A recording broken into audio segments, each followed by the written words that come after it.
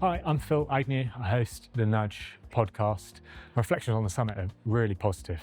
What I've found is that this is a community of people who are really interested in applying behavioural science, really interested at effective ways to change behaviour.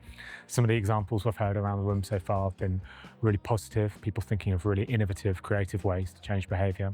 And this is the case not just with the community here, but with the organisers of the event. I think so often you see behavioural science sort of shoehorned to the side of an event. They've made it real front and centre in everything we're doing here today. So hopefully it leaves people who are coming away from the event today with some real tangible ideas that they can apply to the organisations where they're working. It's important because one, it's a celebration of what we do. It's the one time in a year where we can all come together, or as many of us as possible, to do this. And with the numbers we've got this year of over 130, that shows the breadth of people wanting to celebrate.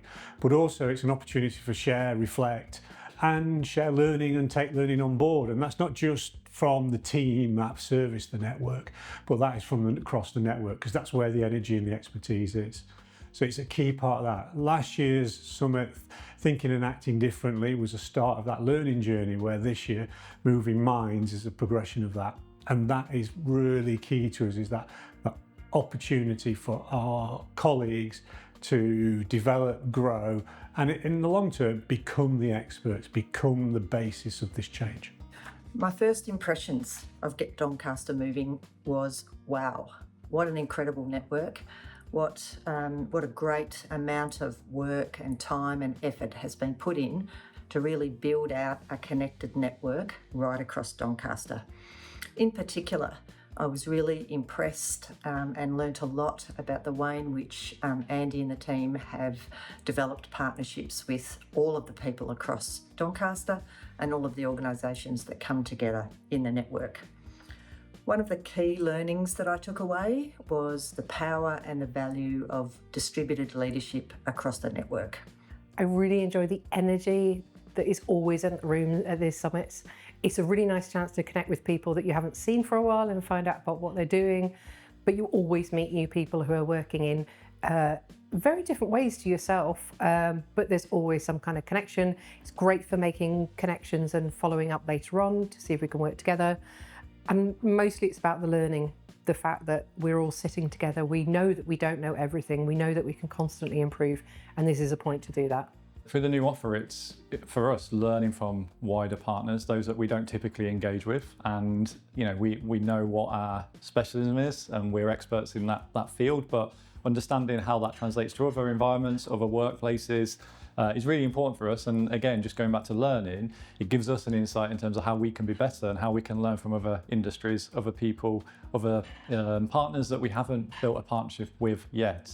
So for us, it's about that collaboration piece again, meeting new people and embedding what we learn from events like today, the kind of springboard event, the training that's on offer, and bringing that back into Club Doncaster Foundation and then giving it to people around Doncaster.